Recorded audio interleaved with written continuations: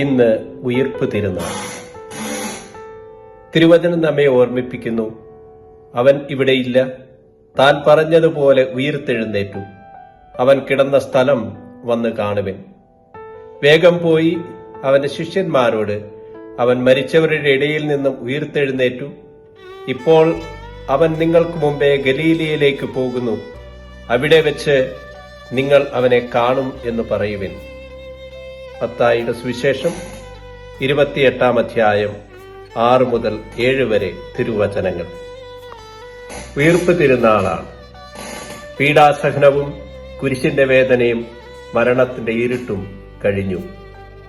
യേശു കുരിശിൽ നിന്നും കല്ലറയിൽ നിന്നും മോചിതനായി.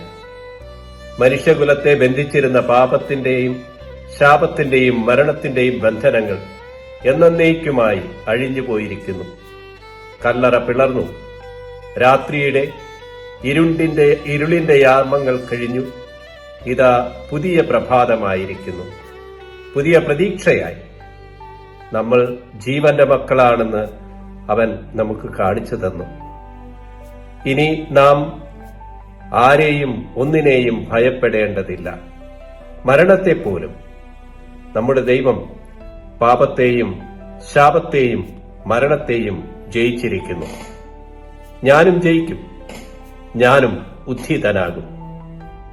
ഞാനായിരിക്കുന്ന ഈ അവസ്ഥയിൽ നിന്നും, എന്റെ തകർച്ചകളിൽ നിന്നും, തളർച്ചകളിൽ നിന്നും, നിരാശകളിൽ നിന്നും, എന്റെ ബന്ധങ്ങളിലെ പാളിച്ചകളിൽ നിന്നും, എന്റെ ജീവിത നൈരാശ്യത്തിൽ നിന്നും, ഞാൻ ഭയപ്പെടുന്ന അത്യാഹിതങ്ങളിൽ നിന്നും എനിക്കും ഉത്ഥാനം വേണ്ടേ?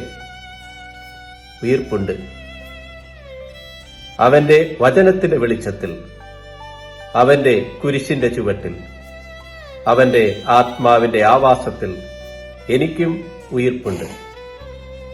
പ്രകാശത്തിന്റെ മക്കളായി, പ്രത്യാശയുടെ തീർത്ഥാടകരായി, സമാധാനത്തിന്റെ വാഹകരായി, ഉയിർപ്പിന്റെ മക്കളായി, ജീവന്റെ ദൂതരായി നമുക്കും ചരിക്കാം. എല്ലാവർക്കും ഉയിർപ്പ് തിരുനാളിന്റെ മംഗളങ്ങൾ നേരുന്നു. Happy Easter to all of you. May God bless you.